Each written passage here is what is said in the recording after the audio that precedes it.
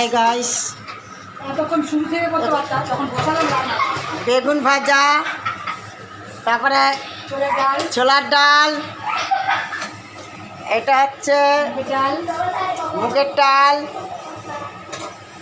আর এটা হচ্ছে লাল শাক ভাজা,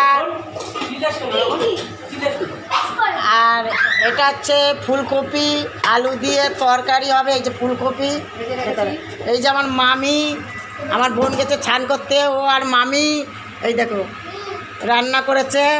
তারপর বাইরে ভাত হচ্ছে, এই যে ভাত হচ্ছে।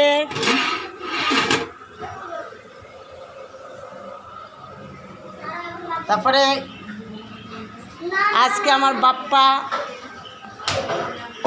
চলে যাবে, আজ 5 দিন হয়ে গেল আমার বাপ্পা। সব দেখো বসে আছে, আর সবাই